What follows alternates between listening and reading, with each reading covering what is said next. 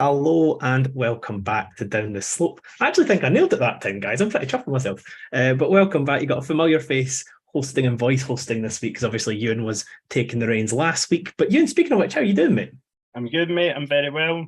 First day in a new role today, which is always exciting. And yeah, good weekend. So all is well.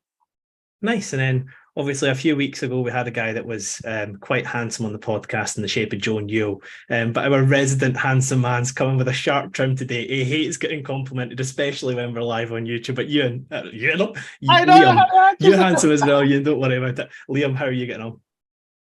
I do. You know how well I take compliments. I'm a master compliment giver and receiver. One of the very few things that I can both give and receive with comfort. All right, the less we know about that, the better. But anyway, there's been a bit busy action for Hibs last week. Obviously, had a really good result away. At home, back-to-back games in the shape of St Johnstone and St Mirren, and then obviously drawn at home to Dundee over the weekend. Liam, just looking back on the game, performance-wise, did you think it was acceptable? Was there any gripes towards the end? Were you one of the fans booing as the players walked down the tunnel?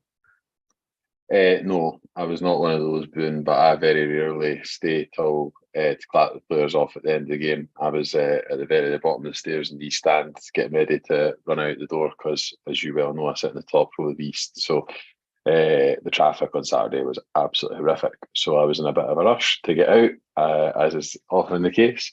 But in terms of the performance, I was pleased enough. I thought we did a lot of things right in the game. I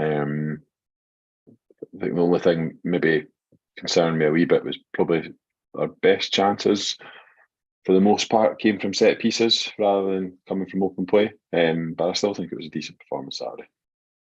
And Ewan, obviously Dundee's one of the teams in the league. They're a lot improved, I would say, compared to recent years in which they've been in the league. But typically a team we would expect to get 3 points against at home. Is it disappointment with the result at the weekend? Yeah, I mean, obviously it's disappointing as a game that it sort of continues. I don't think it's too disappointing, but overall now that's 4 or 5 games at home in the league that we really should have been looking to win them all. You know, we've not really had too challenging a game at home in terms of, at least on paper, and it's more drop points at home in the league, which is obviously frustrating. But I think in general it was still a positive week last week. Every cloud has a silver lining. That's back-to-back clean sheets in the league, at least. It's a building block. David Marshall made a couple of good saves again from what I see, and I maybe disagree a little bit with what Liam said, or maybe not. You'd obviously want to create chances from open play, but it's good that I think it's good that we're proving a real threat at set pieces because we probably weren't towards the end of last season and the start of this season. But certainly looking back on the game at the weekend, I agree with it. We probably should have scored 2 or 3 from set pieces at least. And I think looking ahead to the game at the weekend, I think this game's quite important as an example of kind of how we can gauge going into the derby. So looking at Montgomery since he came in, he's obviously got a style that he wants to kind of force onto the players and get them playing week in, week out. Looking at that, are you happy with that overall, Liam? The style of play that Montgomery's trying to instill in the squad? Do you think we've got the right players for it at the moment? That was a Ewan Wilson-sized question, that one, wasn't it? Style of play, I think it's still a wee bit too early to say. I know. Ryan was getting quite excited about how we'd kind of revolutionise our style of football in the 5 days that he had before the Kilmarnock game. I think it takes a lot longer to fully embed that in a team, particularly over the longer term, because we've seen in the past where managers come in and there's maybe a bit of a bounce around the place, and you maybe get a little bit more from players than you would get under kind of the previous management. So I think for me, in terms of style of play, there's definitely some notable things in terms of formation and the way the team's set up.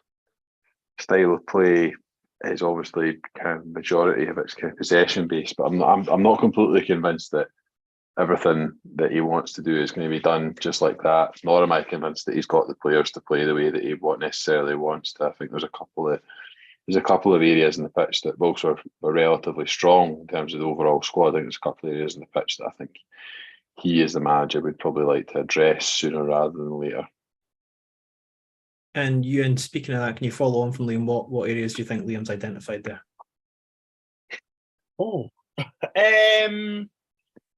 I still think centre back, despite having the two clean sheets, in terms of playing out from the back, which is probably the hot topic of the most identifiable change maybe since he came in. I don't think Rocky or probably even Will Fish are all that comfortable in doing it. I think Paul Hanlon's probably the comfiest of the three in terms of doing that.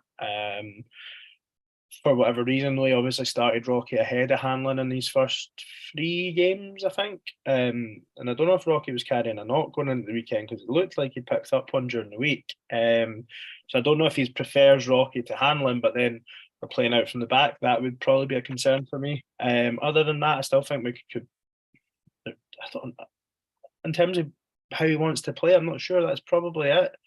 I think Jordan Obita, obviously in the first few games, played well at left back. Maybe we've seen some limitations on Stevenson's ability and maybe that style of play at the weekend. Probably centre back. I know you sort of thrown me there, Harry, a little bit with that question. Centre back's probably the obvious one, because it's probably the most important in terms of, if we're playing out like that, maybe I would suggest.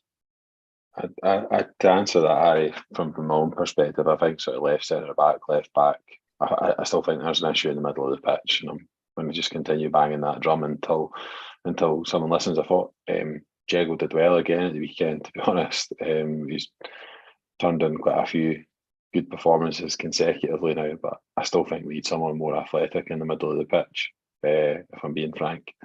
Because if you've got 2 in there against the 3, you need someone who is uber athletic to make up the running for the man that's spare, or you're a team that misses out the midfield altogether and your 10 drops back to be, or your second striker drops back to ultimately be a kind of workhorse out of possession. And we don't really have that unless we play Doige and Venta. Like the combination of Lafondra and Venta at the weekend, the period that they were on the pitch, doesn't allow for you to do that same sort of work out of possession.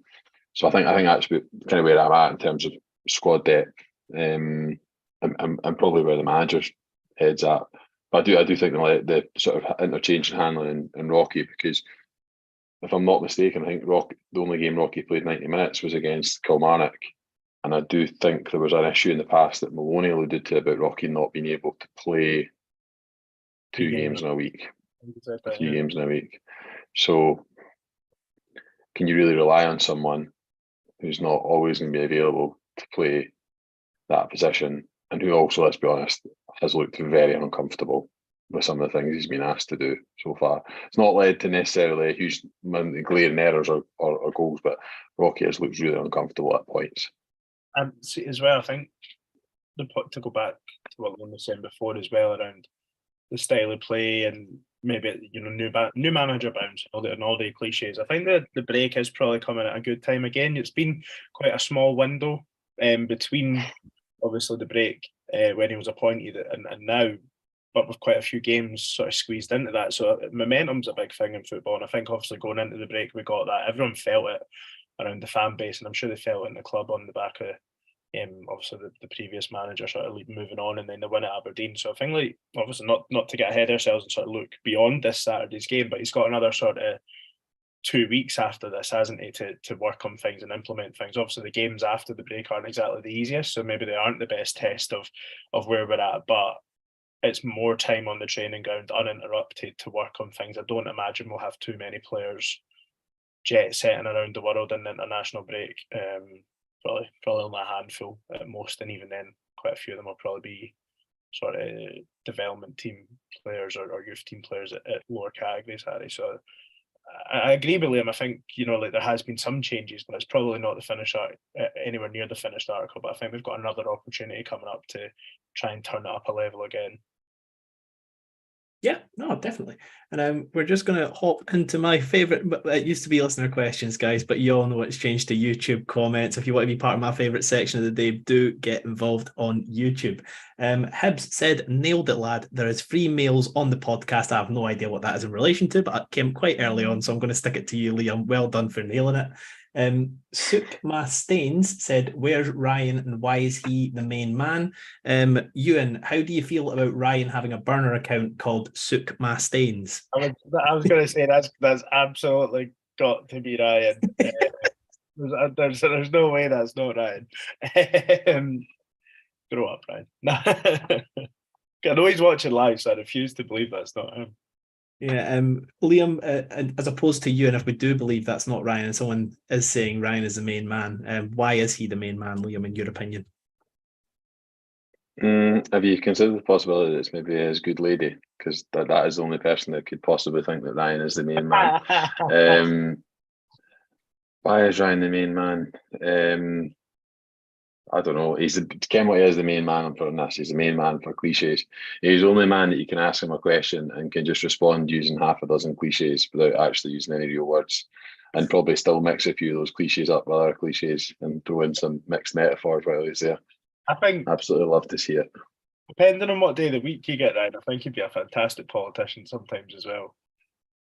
Says a lot. Says a lot of neutral stuff. He's up to his game this season. He's brought fire this season at a lot of points, hasn't he? There's a lot of dangerous places in the world, but I think being a panelist on this podcast, whilst not being on the podcast, is one of the most dangerous places to be. Stephen Nicholson said, Hibs should construct exits at the top of the East, as it must be a safety concern how slow it is to exit. From a Row CC East Stand season ticket holder, slower than the trams to get out. All right, Liam, you obviously... I'm JJ, mate. I'm JJ. So how bad do you think that is? Mate, the 2 games at the beginning of last season, stayed in my seat till the very end, the Rangers and Hearts games, so we got those late equalisers. And I kid you not, there was people, someone I know who lives in sort of like Abbey Hill area, who was home before I was out of the ground.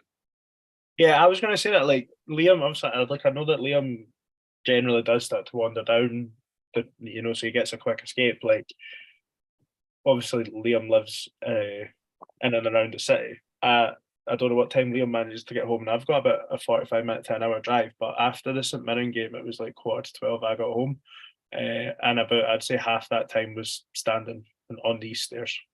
It takes ages. Like, I see when I used to sit in the famous 5-upper, I'd be like, why are all these cunts leaving now? Like, what are they doing? Like, it can't be that. And now it's like, oh mate, honestly, it is awful. There should be. It must be a safety concern. Sure, like, if you have to evacuate, like, is it kind of one of those things, like, when you're behind a slow driver and you're thinking, oh, I'm just going to overtake them? Is it that kind of safety concern? So it's not technically a safety concern, but it's a frustration safety concern. I do think people are probably more inclined to be moving slower to applaud or to boo or whatever the case has been, maybe than if the gaff was on fire, folk would be sprinting it. But like, I do worry about that. Not worry about it, but I wonder. Like, I do wonder, because it is so long, Harry. It's so long. Disaster. But a bit more on the football stuff. Lewis Young said, even though it was 0-0, I was on the edge of my seat. And Steve Nicholson said, not a criticism, but what do you reckon the plan B should be? I felt we should have went 4-3-3 when Venta went off and brought Levitt on, as we looked weaker after the subs were made. So Liam, do you think a change of system would have helped out in trying to break Dundee at the weekend? No, probably not. If that's the way he wants to play, I mean, it could, of course, it could do. It's all kind of hypotheticals, but probably not for me. I think he's got 4-4-2. He's still trying to embed that with the team and the players that he's got available. Maybe different subs. I do agree with Stephen's point. I felt we looked weaker when the subs were made, but I think a lot of that was down to the individuals that we brought on. Perhaps going to my earlier point around squad depth, if the players that we had on the bench available were better, more likely to make an impact, then it wouldn't be as much of an issue. And Ewan, is it a slight concern if the plan B is the plan A and we just stick to plan A relentlessly?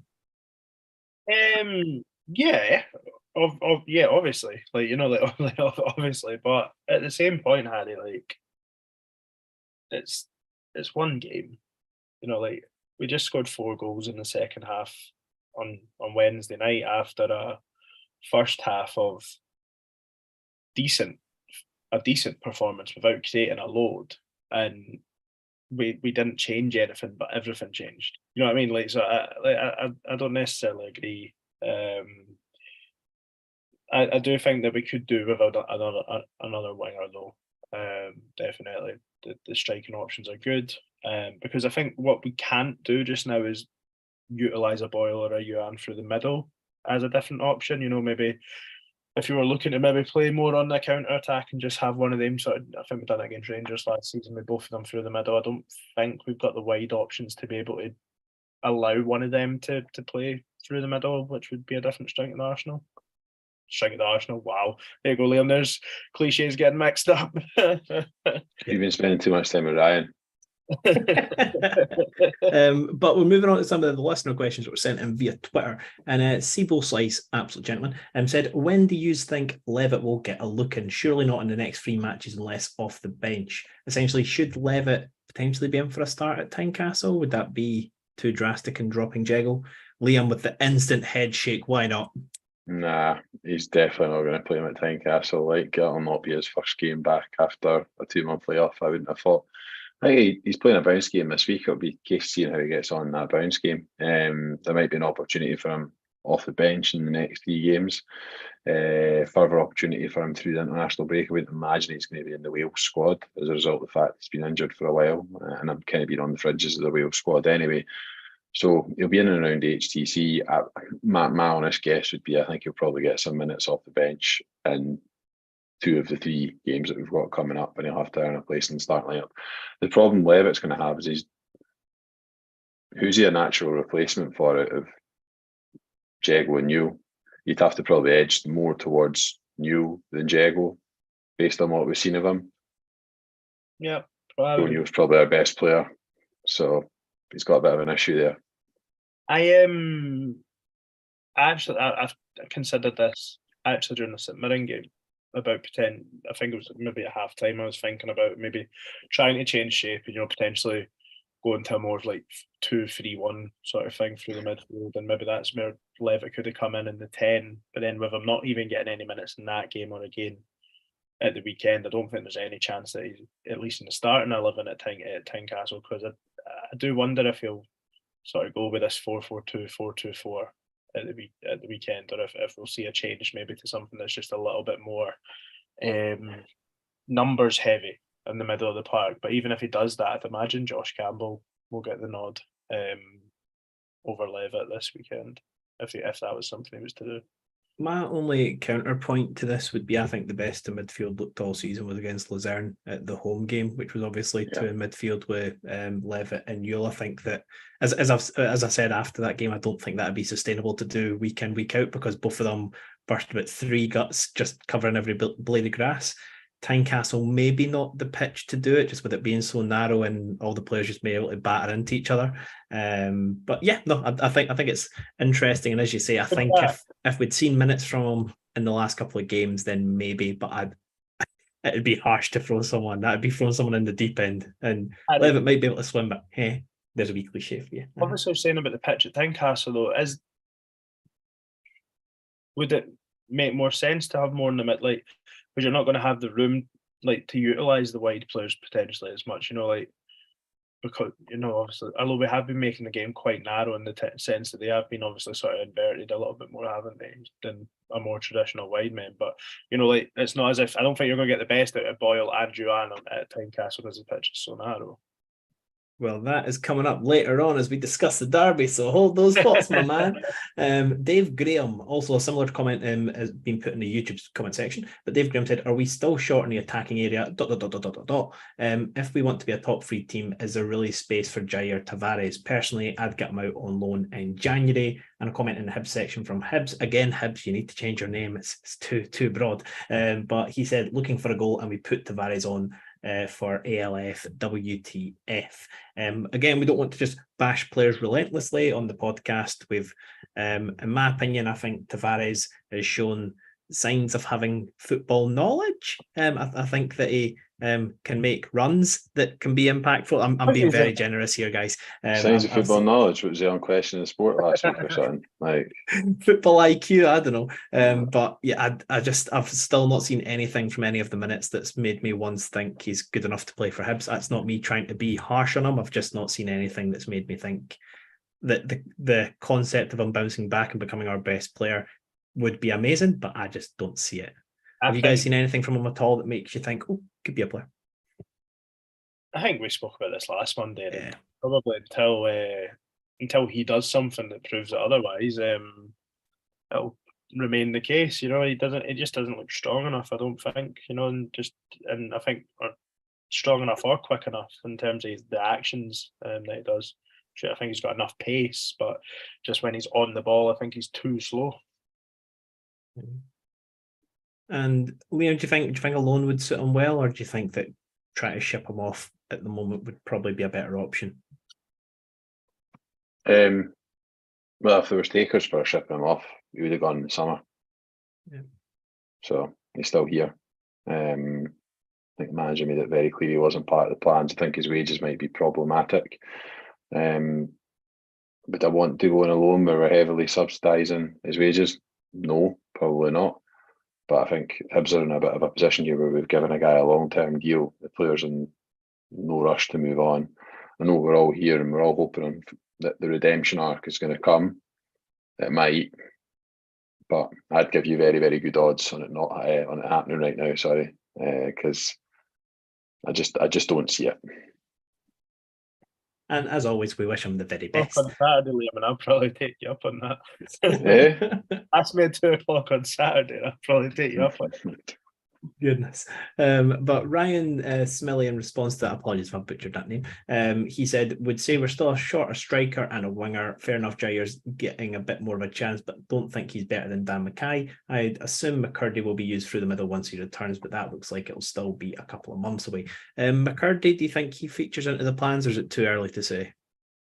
Oh, it's far too early to say. I think he just needs to focus on at least being able to, you know, past fit to train and stuff. You know, there's much bigger hurdles for Harry McCurdy to come over before he starts worrying about whether he's put on the left wing, right wing, or through the middle. And that's, you know, that's not a criticism. That's just a general sort of observation for me, Harry. But we're not short of a striker, by the way. I'm sorry. Like you can't carry another striker in that squad. Like as an out and out striker, there's no way. Not someone that's like good enough to compete with F3. Come on, like take 4 in there. No. He's based on what we've seen him in a Hibs shirt as well, he's miles off the players that are in that position at the moment. Because he's in the team ahead of, if he gets in the teams ahead of Venter, Adam Lafondra. I mean, you'd need both of them to be out really for him to have a chance, in my opinion, because he doesn't come into the team ahead of Deutsch because he can't do what Deutsch does off the ball. Aye, yeah, I know what you mean, yeah. And Jake Langford, an Instagram question. He said, how confident are you that Nick Montgomery will be a long-term manager for us from what we've seen so far? It's still very early days. The signs so far promising. I'd say I think he gets bored after winning 5 league titles in a row, to be honest. It's wild how we're getting questions about him leaving already. Last week someone asked us, is he going to take the Sheffield United job because Heckin got to beat 8-0? Fucking hell, man. He's been here for, 3 weeks? Like, nah, I really hope he's here for the long term. And he's got his track record of staying with his clubs for a while, so I really hope he's here long term. What qualifies as long term these days? 3 years? 3 years plus, I would say. Yeah. Unless you win David a cup, Martindale's been at Levy for doubles nearly 3 years. If you win a David trophy, Martindale's double. longest serving manager in the league, and he's been at Levy nearly 3 years, so I think it's tough to say. That's what only been 3 years. Wow. Well, manager of Levy for still I thought it'd been longer than that, right? Been around for longer than that, I think. And final question coming in from Ewan's mum. Hi, Ev. She asked, anyone else get the fear when we play out from the back?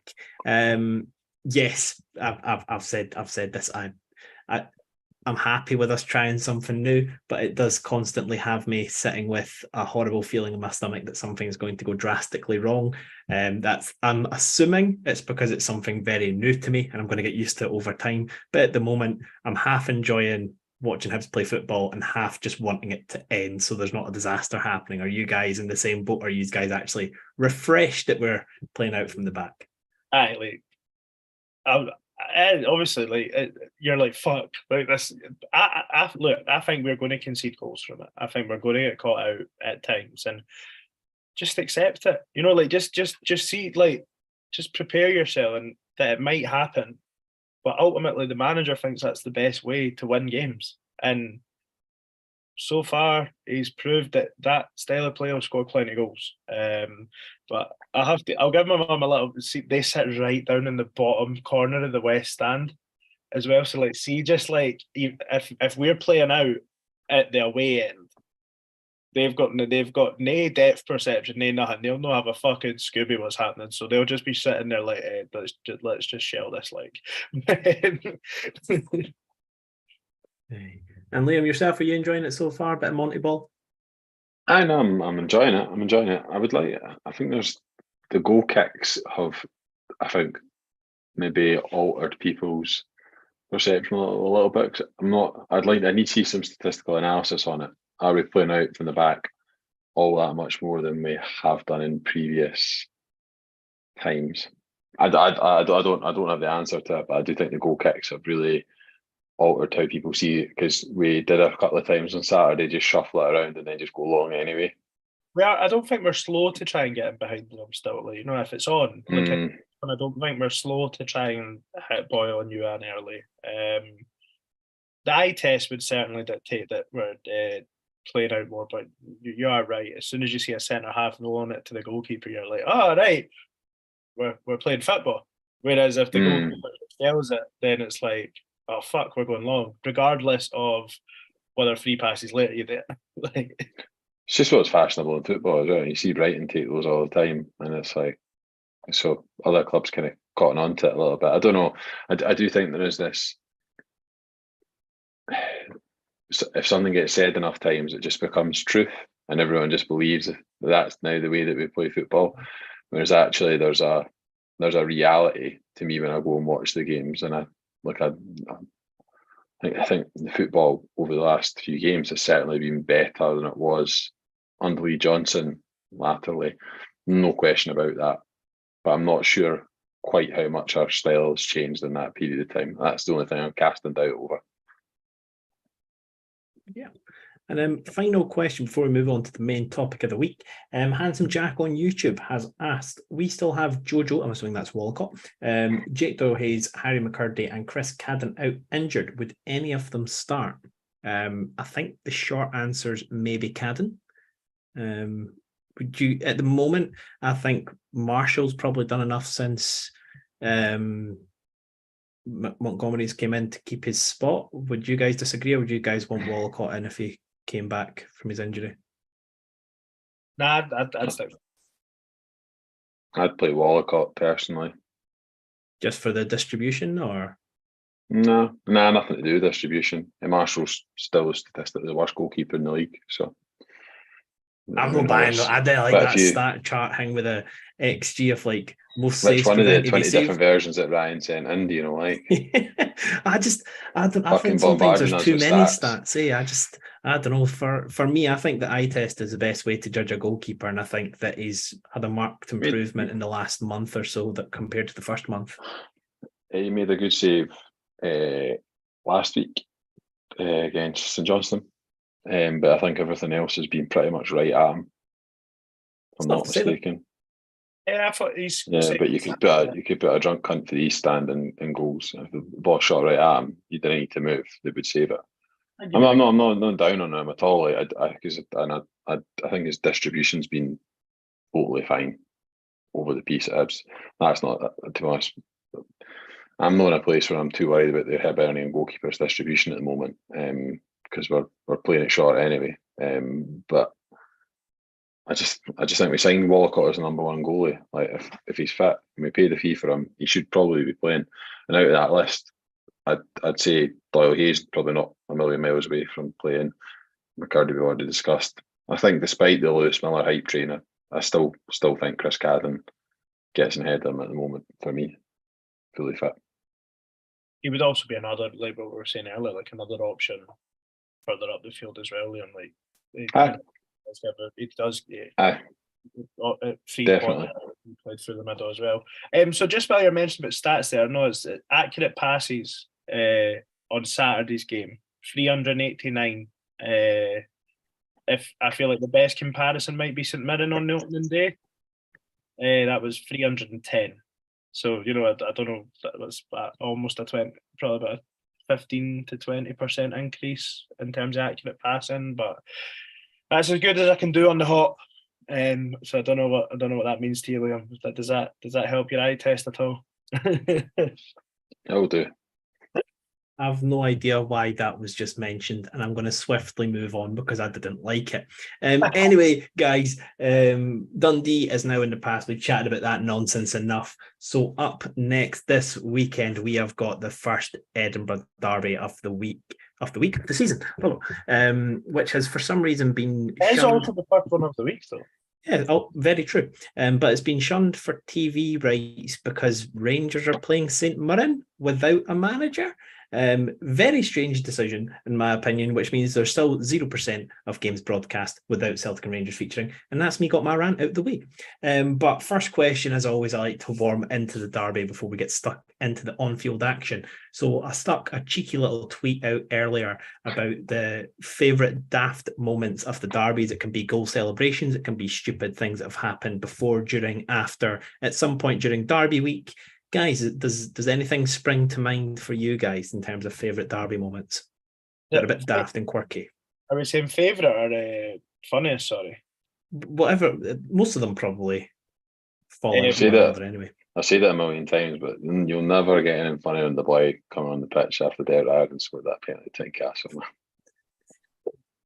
I'm thinking Hecky saying that he was going to smash the linesman, if the fourth official, if he kept on going. That was pretty good. Also, the Hearts disallowed goal in the 0-0 game. Was it the Halloween derby? Maybe under two disallowed goals, was it not? What is one late on? I think, but like they scored in like the 90th minute or something, and I think it's when Lennon went down like a ton of bricks where a coin hit him. At Tynecastle. Yeah. Oh, I thought you meant at Easter Road. I was thinking of the game. Can you remember the one where they had 2 goals disallowed? It was the same game where one of their players got a second booking for throwing the ball at the ref. Aye, we won that game though. We won that. Aye. It's the Scottish Cup. That was the year we won the Scottish Cup. Sensational. I enjoyed that one. Wait, Liam, Bobby's Lamal going down like a deck of cards is quite funny and all. Like, went down quicker than a bad hooker on a cold night. Like, honestly, just really, really bad. Oh no! But let's one more before we rattle off some of Twitter's favourite ones. I still can remember vividly when I first saw the picture of the coconut on the pitch after Hibs scored. It was just so stupid. I just couldn't stop laughing. I just thought that was such a funny concept. All right, I got my keys, I got my wallet, got my ticket for the game. Shit, I nearly forgot my coconut. One of the funniest moments, I think the first time every single one has seen the natural order picture. Like, I don't know where you were sitting at that game, Harry. I know you'd have been East. I don't know were you in East at that point as well, Liam? I was still in the famous 5 upper, so I didn't see it until I got back to back on like heading home or whatever. That was hilarious. Aye. Hey. And then I think Fatus Prickus, what a legend, has one. He said, after Mercer died, Hearts done some recognition thing. The Hibees turned their backs on it, not wanting to look like a scab eye joined in. The guy behind me and ultimately then in front of me got his arse out for it. So I was briefly looking into a big arsehole.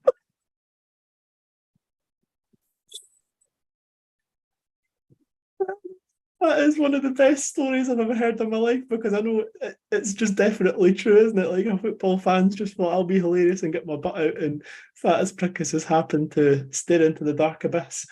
Poor Fatus Prickus, I should have said that to the end. But Dav Williamson said, Joe Newell pretending to throw the ball in the Hearts fan's face and him shitting himself will stick with me for a long time. I think we can all remember the fear in the Hearts fans' eyes, realising that he messed with the wrong player. See, the thing is that I think is underrated. This is just a random thing, not really related to that, but other moments as well. I don't think your average football goer realises how fit football players are until you see them up close. Like, remember the Hibs fan that went up to James Tavernier, and then when he got within a yard of him, realised how like well built out James Tavernier is and shat himself. Like, footballers are athletes, guys. Like, don't mess with them, because for the most part they'll probably bang you about the place. Like, mainly Darren McGregor was still at Rangers, and the Hibs fan tried to date Darren McGregor. Fucking tell you what, he's lucky. He was lucky there was a something in place stopping him, because he would have taken some doing. Like, in fairness, though, that guy didn't back down, though. He threw the ball away, and then when Darren looked angry, he told him F off. I was like, fair play for sticking to your guns, because as soon as Darren McGregor looked at me angry, I'd have shat it, like, no gonna lie. But yeah, that was a good one. What are you saying? Yep. How times change. And then Jeff Ashton, another absolute Derby classic, said the Stevie Fulton booking for being ugly. Liam, you can probably remember it more vividly than you and I can. Can you recall the moment? I can't. Wasn't actually there. I don't think I was allowed to go to Edinburgh Derbies quite yet at that point, but I do remember it being the talk for quite a long time, and the hilarity in school when people were talking about how funny it was that was the song that was being sung. I also did have two boys at my primary school who were twins who did resemble Stevie Fulton a wee bit, which made it all the more funnier. And they were both Jambos. I did enjoy, because he was our corner taker, wasn't he? So every time we would go up to take a corner, all the Hibs fans would like cover their face like that. Imagine walking up and then seeing like a wall of 10,000 people. That is, oh no, there's demoralised, and then there's whatever that is. My goodness. But going away from it for a second, Owen, O-W-Y-N, asked, after watching Haaland at the weekend, do we start him against Hearts or play Rocky? Harbottle completely out the picture. All right, so I'll answer the easy part. Harbottle will not start on Saturday, because that would just be horrendous. We saw what happened to Will Fish last year. But guys, Paul Hanlon, should he start at the weekend? Ian, come to you on that one first. What's your thoughts? Yes. That's my thoughts. Yes. I thought Harry was going to take the easy bit. Paul Hanlon every day, twice on Sunday. Aye, no, sorry, no, I didn't mean to be so dismissive of the question.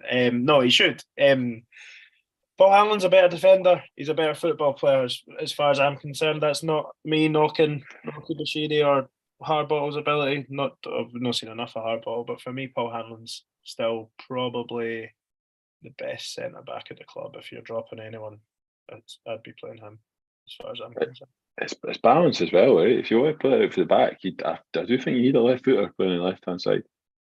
Again, you talk about the size of the pitch as well. Like, they will be more on us just naturally than what you are at Easter Road. The Easter Road pitch is massive. Like I think everyone thinks the Hampden pitch is massive, but I believe Easter Road's the exact same dimensions, or it might have got. At least it was initially. I think maybe Jack Ross potentially shortened it a little bit width-wise, but Paul Hanlon, like Liam said, easy days. Yeah, I thought it'd be a slight debate, because I didn't think Rocky was too bad of late. But that has been answered. The only thing is with Rocky as well, at Tynecastle, there was a moment where he managed to like jump under the header. When that happens, I don't like seeing players playing the same place. However, if we play at Arbroath away, Rocky starts 10 times out of 10, so he can put more balls into the ocean, because I enjoyed that. But speaking of other daft things, our final daft at Jambo Memory was from Sean Pollock, and he said, Craig Gordon having to throw a rugby ball into the old East Stand after someone launched a hat around the rumours Hearts were moving to Murrayfield. I can't actually remember that one. Can you remember that one, Liam? I remember that one. I might be wrong, but I've got a sneaking suspicion that was the same game that Craig Gordon pulled off that worldie save from Rob Jones. Ooh. It's around about the same time frame. Kind of one for the corner, like 90 odd minutes, or maybe 8 to 9 minutes, and Jones directs it top bag, and Craig Gordon says it. I don't think I've ever seen that save back to this date, and quite frankly, I don't ever want to see it back. Did Gordon not make a similar save in the game we actually won 1-0 as well in the League Cup? I'm sure he made a great save. He made quite a lot of saves that night. If my memory serves me correctly, because we absolutely battered them. There's hammering the door, and then there's whatever that was. Like we threw the whole house at them. Never mind the kitchen sink. It's no talked about enough, that team that Hearts put that night, where they had the boy. His name is Benny Useless, and he used to get called Benny Useless up top on his own, and they just shelled balls at him for 90 minutes, and he literally couldn't bring the ball down. Saves him. Like I think it was that bad. I think you could count the number of times they had possession an hour and a half on one hand. It was, I was going to say, yeah, incredibly one-sided. I know we're not, we aren't all mad for stats, but I'm sure Hibs had 81% possession that night. Aye.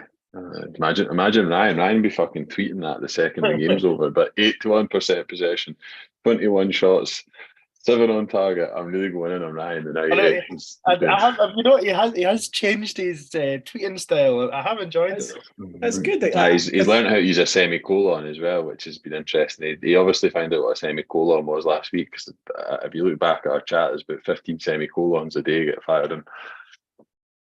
And the cabbage emoji. He's found the cabbage emoji and the emojicons as well. Brilliant.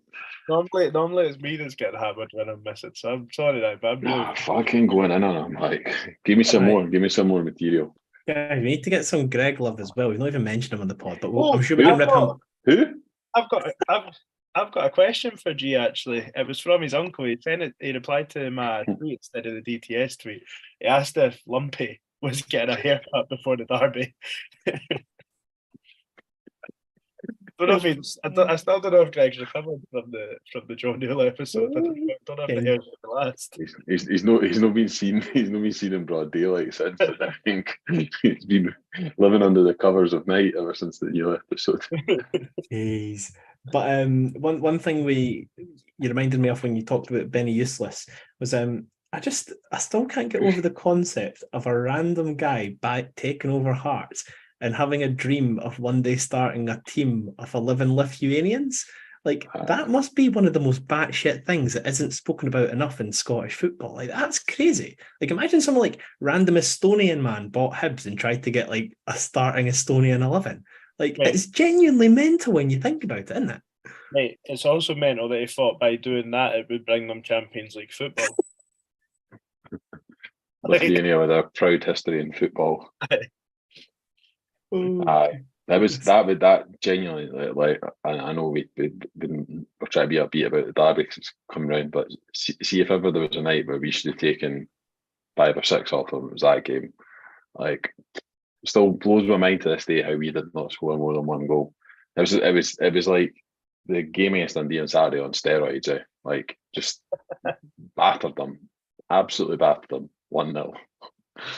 And what it was that game against we're going into tangent central. I think it was during the COVID season where Benjamin Siegrist started in goals for Dundee United and had the game of his career, and then they scored a last minute equaliser, and it literally, not even being dramatic, if we'd won 7-8-0 they couldn't have complained, and we somehow left with a point. It was the same as that, but we actually won. It's funny, I was thinking about that one game last thing about that game before we move on. No, I was just going to say, I was thinking about that game on the way out after the game against Dundee the weekend. I was like, when's the last time I've seen us really go at a team like that at home, create the quality of chances that we had? Doesn't matter where the chances originated from, but the quality of chances we had in the Siegrist game became in mind. I think I read somewhere as well at times, I don't know, did Siegrist not break the record for the most saves in one SPFL game that game? It was like 11 saves or something he made. I think that might be right. I'm sure he did. I don't know if that's ever been broken since.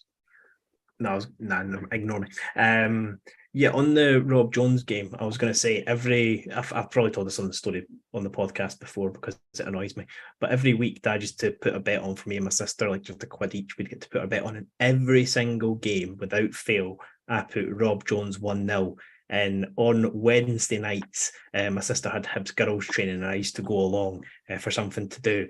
And then me and Dad were at training. We had to leave slightly early, but we ended up missing the start of the game. And the one game I didn't put Hibs 1-0 Rob Jones. We bloody win 1-0 Rob Jones in a derby.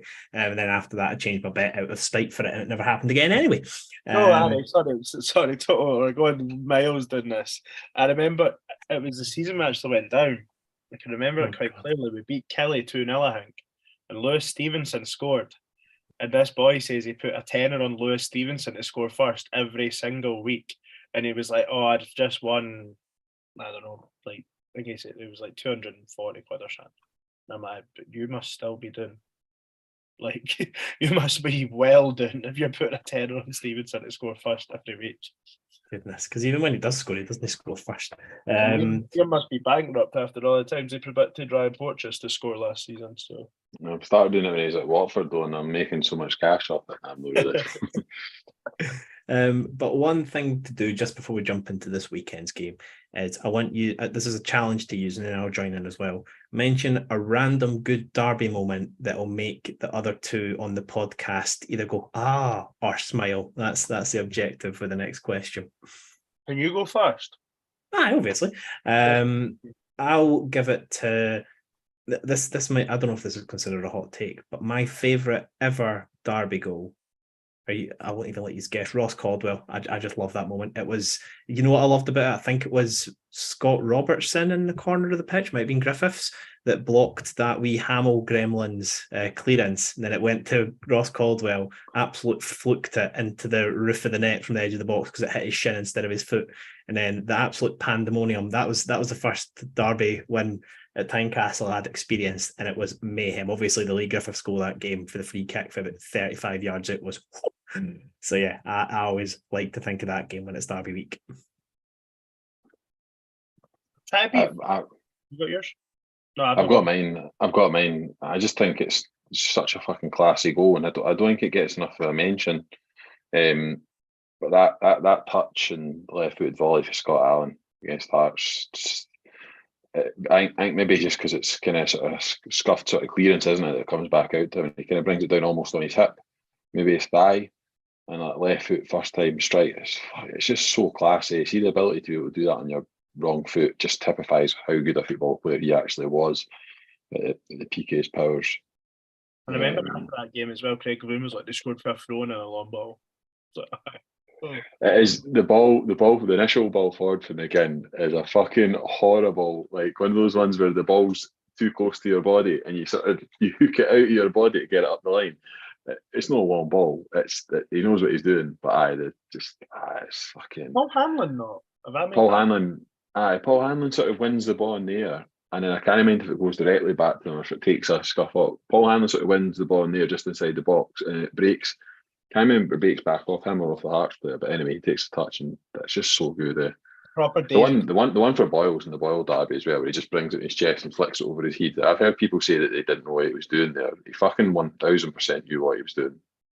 That ties me on nicely. I think being 2-0 up and cruising at Tynecastle, Christmas time, Boxing Day, just a great time to be alive, Harry. You know, it's another one though. The game was there if we wanted to score them and we didn't.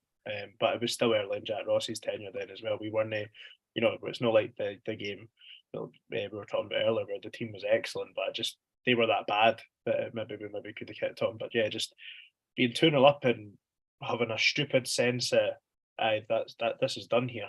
You know what I mean? And then going to the pub and seeing it, don't you dare look up. Don't you dare look up.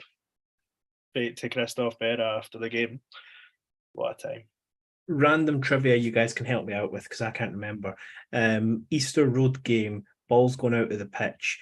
Lewis Stevenson chases it down for no reason. The Hearts player panic and boots him. We get a penalty. We definitely scored the penalty in my head, but I can't remember who scored it. Ian Craig. Was it? Oh, but did we win that? Was that 2-0, 2-1? James Collins scored. Oh, I know the game you mean now. This guy's memory, by the way, sensational. It was either the 1st or 2nd of January. It was It also was 2nd of January, mate. I remember it now. and Roof of the net, we proper slammed it, didn't they? there's a few things that I remember about that day. I bought an absolutely hideous coat in River Island during the day. At the age, I think I was 16 maybe, and it was also the game. It was on Soccer AM at the weekend. The boy in the 5 lower jumps up when he scores the penalty and then just disappears. Oh, unbelievable. But guys, we've had our fun looking back, but now destination Saturday, Tynecastle Park. Let's talk about the game itself. So we kind of touched on tactics earlier, but are you confident that we're going to be seeing Hibs playing a 4-4-2 in this game? I can honestly say I've got no idea, because I think it's entirely different game to what we've seen under Nick Montgomery. I don't think we've got anything to go off yet, but I would lean towards probably yes. And Liam, would you want us to stick 4-4-2, or because Hearts typically play 3 in the middle of the pitch, would you rather see us match them up? I'm happy with going with whatever Montgomery thinks is best. If he thinks 4-4-2, he's got my absolute faith at the moment. I'd probably stick with it, to be honest. And this game, we've kind of seen games of late where we've seen the best of Venta. We've seen games where the wide players are being utilised a bit more. Ewan, come to you first. What strengths do you think that Hibs need to lean into to give themselves the best chance of winning at the weekend? Martin Boyle and LU. I think it's a really simple thing to say, probably going into every game, regardless of opponent. I think if you lean into them and get the best out of them, they are too good for probably all defences in the league to at least not be scoring. And obviously, coming off the back of 0-0, that's obviously ironic. But I would back them to have more than enough to deal with any sort of opposition defence. That's where it'll be won and lost for me. I think Fageli Yuan's maybe still to hit the heights against Hearts, maybe other than on that home debut when he got the late assist. I think he's maybe drew a derby goal, maybe. Hey, and Liam, yourself, who do you think's got potential to be the derby hero when it comes to the weekend?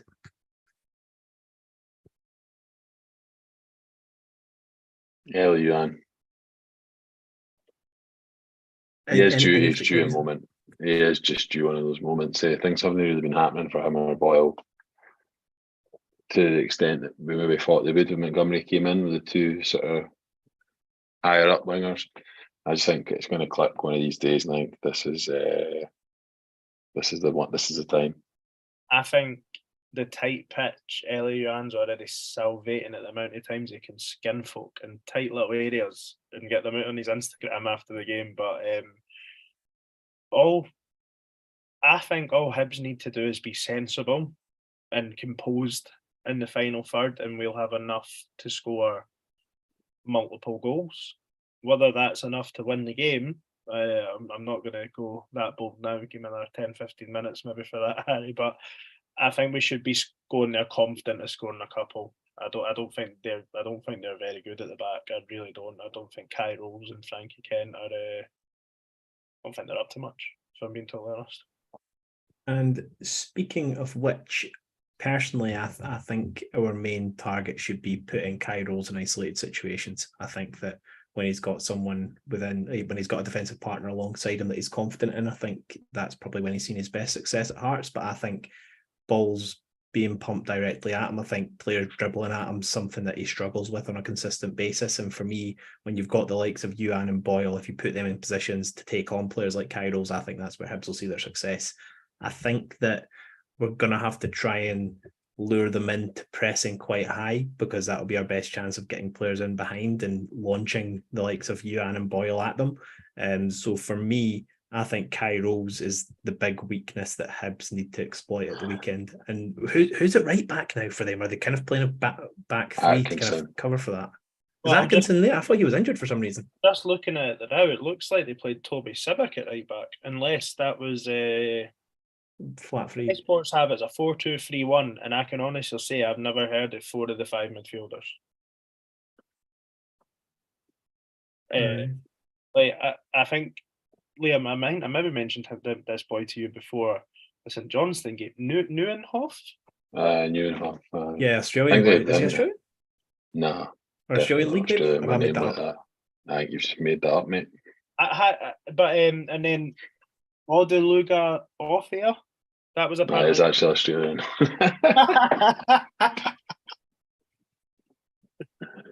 Sorry, Harry. Not just a specky bastard. I'm going to put my weapons down. I was like, how can he be Australian? My name like that, but Australia, you know. I'm not saying it because I'm saying they're shite or that. I don't know. I'm not. Aiden Denham. He's their young player. He's supposedly actually hit the ground running quite well. They made 4 changes all to the midfield, it looks like, at the weekend, looking at Sky Sports. So, like, for more recognisable names like Boyce, Lowry, Halliday, Forrest. But and is Vargas that boy? I think maybe actually is that the one that's from Colombia or something? Yeah, Costa Rica, I think maybe. Costa Rica, but he's the sort of their pace in the team, if you like. He looks quite direct. The only times I've really seen him is I think a couple of times in the European games. I maybe saw a wee bit of him, but yeah, don't think he's quite got the quality of Boyle or Yuan, to be honest. I can only base what I've seen of Hearts on what I think of Hearts on what I've seen in the games that I've seen them live, and that was the Kilmarnock game and maybe 1 or 2 of the European games, maybe when I wasn't at the Hibs games and they're playing on the same night. And I think if you can keep Shanklin quiet, then I think that's 3/4 of the battle. They've only scored in 3 league games this season. You know, I don't think that's anything. You know, like I think it is obvious. It is our weakness as well. Obviously, keeping the ball out the net. But I think if you can keep Lawrence Shanklin quiet, then you really you do limit Hearts a lot, in my opinion. And I don't think that's too bold to suggest, Harry. You know, like I don't see much in there that would sort of worry me too much. But I'm sure they probably think the same. You know, they probably think if you keep Boyle and Yuan, then you'll be fine. I think that's a really interesting point, because that was actually going to be my next question. Someone who's had a lot of success against Hibs, not even just whilst he's been at Hearts. Obviously, when he was at Dundee, he was kind of having a score fest against Doidge.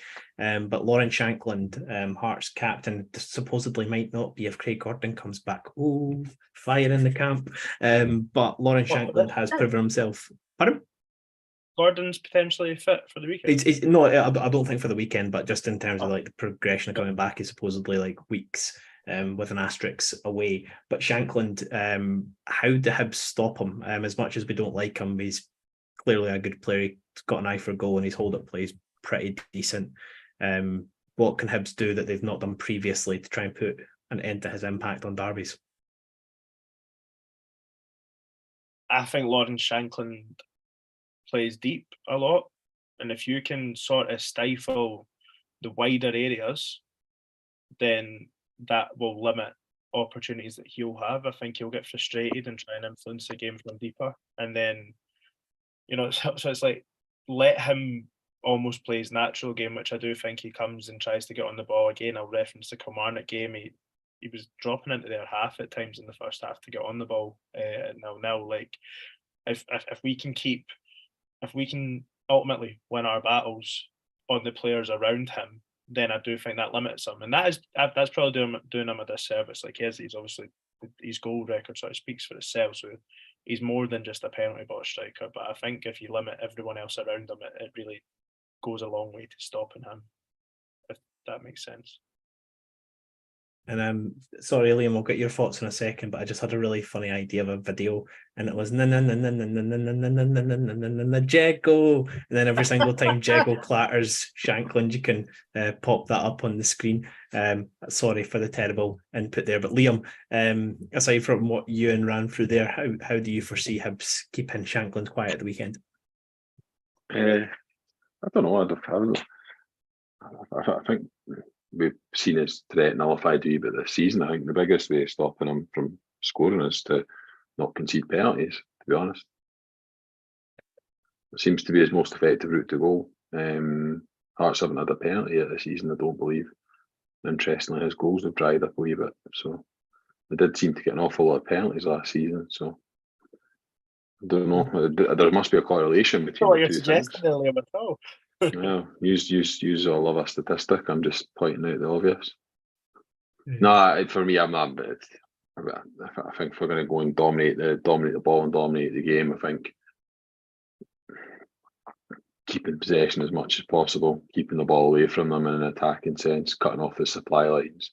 He's not the kind of striker who's going to, do it all himself. He needs players to help. So I think kind of what Ewan said, spot on. I do think to do that, we need to probably set up in a certain way that nullifies that as well. So our number 6 will have to be really clever about the spaces that he comes in and occupies, because there might be times where it becomes a battle between the number 6 and Shankland in terms of who gets possession. But to be honest, I wouldn't be worrying too much. I don't think they've got anyone with the sort of level of individual quality of a sort of Celtic or Rangers that I'd be worrying so much about individual plans to stop one player. I'd be more concerned about us imposing our game upon them. Is it far too easy to just say be on the ball? If we're on the ball, Lauren Shankland doesn't score. I know that's that late though. But one thing I do think is interesting, Harry. Hearts, I think, have had over 60% possession all bar one game this season, but they've only scored 3 goals. Only scored in 3 games. So I think only 2 shots on target the weekend. Yeah, so they are not. They're not cutting teams open, and they're not impactful on the ball. They're just having a lot of it. Under Montgomery, I think we've had 60% or more possession in all our games under Montgomery. So I wouldn't mind us sacrificing a little bit of the ball and ultimately trying to utilise the pace of Boyle, Yuan and Venti. And that's what I think I mentioned it earlier. That's where I was already thinking about, would we potentially see a third midfielder come in, be that a Dylan Levitt or a Josh Campbell, because I don't think you get the best out of Le Fondre or Doidge if you're wanting to play with the ball a little bit less. Maybe Doidge more so, but I think Le Fondre thrives in getting the ball into his feet, and I don't know if he would, if the game plan was to sacrifice a little bit more of the ball, I'd probably be looking for Le Fondre to come on later in the game. I just think that's interesting because they are dominating the ball in pretty much all their games without really doing anything with it. They've only scored in one home game, which was Aberdeen. Motherwell and Kilmarnock have both shut them out at home this season already. And just jumping into the YouTube comment section very quickly, Sean Crook said Horgan's double, the second goal was class. Very true. David Young said, coming up against the best defence in the league, only 3 goals conceded this season, and Devlin was unwell at the weekend. Well, not Nicky Devlin, he plays for Livingston. What's his name? Mike, what's Aberdeen? Aberdeen. What's the boy for Hearts? What's his first name? Cammy Devlin. Cammy Devlin. Oh no. Well, Cammy, if you're ill, I hope it persists. Get it up here. And then Sibo Slice said, hello lads, Derby hero equals Dylan Venti, with a passionate rendition of the Hybees number 9. And then Lewis Young says, how good is a Dylan Venti song? By the way, it's an absolute corker, guys. That's one of the best chant. That's, in my opinion, that's Block 7's best chant by far. I don't think they've had a song come close to that one in terms of the chants they've done. Are you all right with that? With it being in your chant, Harry? All right, Liam, you can act Billy Big Balls on stream if you want to, but you know for a matter of fact that you agree with me. So thank you for that one. But yeah, no, Dylan Venti, Hybees number 9, was very happy when I heard that one. It was absolutely bouncing when I was over in Luzerne, and continued to bounce when we went down to Aston Villa. I don't want to. I'm just having a look at the YouTube comments. Is David Young's a Hearts fan? Because he's telling us that they've only conceded 3 goals and that Shankland's been poor, but the goals have been coming from elsewhere. But the goals haven't. And then he went, Shankland scored 5, only one of them's from the spot. But the goals haven't been coming from elsewhere. They've not been scoring goals, really. Like, David Young's watched his most weeks. I'll give you a laugh. I got a reply from someone on Twitter whose name was Nazy Ball. Navy Ball? Nazy Ball. Oh, Christ. Goodness, that's... Yeah. I felt like replying to him, asking him, can you tell me what Nazy Ball is, please, where I might find it. It's an odd shape, and sometimes it has little bits sprouting off the side of it. Nah, tatty. Like it. But boys, it is coming to the end of the episode, so it is coming up for prediction time. Liam's least favourite part of any down the slope episode. Nah, it's definitely not. Like, my least favourite part is when we get asked what we're having for dinner. My second least favourite part is when I get a compliment and I'm not ready to receive it. My third least favourite part is all the cliches Ryan hits it with. My fourth least favourite part is getting asked how I'm doing when no one cares how I'm doing. And my fifth and final least favourite part is this. Okay. Managed to go 5 bullet points there about catching any strays. I am fucking delighted. All right. So that's because I'd forgotten all about your questions. What I heard from Liam there was Greg and Ewan. But anyway, boys, big game at the weekend, obviously, Derby. Ewan, come to you first. Talk me through it. What's going to happen? What's the score going to be? Who's our star man? We've done this too many times, man. I mind up going far too confident. Star men, like I say, if Hibs are going to win, I think it is Martin Boyle, if you pardon the pun, and Ellie Yuan. I think me and Liam are in total agreement there. And Harry, I'd imagine you are as well. I will go for 2-0 Hibs. Ellie Yuan and Dylan Venti, but I still think Martin Boyle will have a really good game.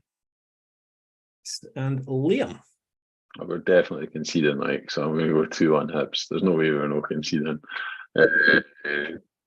Seabo's got me convinced that Will Fish is going to score because every time we get a corner, he goes, "Oh, I'm on the fish," and it's like he's willing it to happen, so it's going to happen. Will Fish is going to score. That'll be his Tynecastle redemption arc. Ellie Yuan's going to get the other. Well, you know what's going to happen, boys. You know I like to be all dramatic when it comes to being ahead of the Edinburgh Derby. It's going to be a very hard-fought, contested game. Both teams are going to try and hog the ball, and both teams are going to be shit at it. It's going to end up being negative. Both teams are going to end the game with 40% possession each, but it's going to be relentless attacking football, end-to-end stuff. Every broadcaster is going to be gutted. It's not shown live on their system. At halftime, 2 each. Martin Boyle's going to grab Hibs' 2 in the first half. It's going to go 1-0 Hibs, 2-1 Hearts, 2 each half-time. And then it's going to be a bit of a flat second half. But 86th minute, on the volley after a failed clearance from Hearts, Lewis Miller gets yet another goal and Hibs win 3-2 at Tynecastle. Absolute delirium after he slams in and then jumps into the Hibs fans in the stand. What a moment, guys. What a moment. We've just lived it before it even happened. Liam, you look more doubtful than Ewan does. Have you been playing FIFA tonight or something? Yeah, the games that sensible soccer. The teams that haven't been the games that haven't been televised, probably for the neutral, have been the better ones. I think, haven't they as well? Like, I know, like there's been generally been more goals and red cards, scraps, etc. If we were predicting a red card, what player? I know it's not, but like if you were to say a red card, let's just say in the Hibs team, who do you think's most likely gets sent off? Go on, you country mile. Just to break your heart all over again. He's in the good books for now, anyway. I think Lewis Miller's got red mist that one too many times. I think one too many times he'll get chopped down and it gets tested with Miller more than any other player, doesn't it? Which is why you maybe think that, because he does seem to take so much of it. That is absolutely why I think it. Like, what do you think? I don't know, for me, like, nah, there's no one. There's not really got a bastard, because Jago, I suppose, is the destroyer, but he's not really a bastard. So I'm really struggling with that one, to be honest. I think Rocky likes a red card at Tiny, even if he doesn't play in the game. Not on Easter Road. Sorry. Nah, there's no one really for me. I don't think we've really got anyone in our team who I could see. Even Jordan Obita was on the end of a shocking tackle for Canny Kerr at the weekend. Just fucking pretty much got straight back up again. And still got booked. Nah, I can't. I genuinely don't think we've got anyone in our team who I would say is more likely than anyone else. My mum's not responded to the shiting herself while playing out comment, but she's added in absolutely Lewis Miller. Well, guys, there you have it. If you're looking for a red card this weekend, look no further than your Australian friend, Lewis Miller. But guys, thank you so much for joining me. We've covered off Dundee, we've covered off Hearts Memories, and we've covered off Pumping Hearts at the weekend. Thanks so much, everybody, for joining us live on YouTube. Thank you for listening on your streaming service, and we will catch you next time.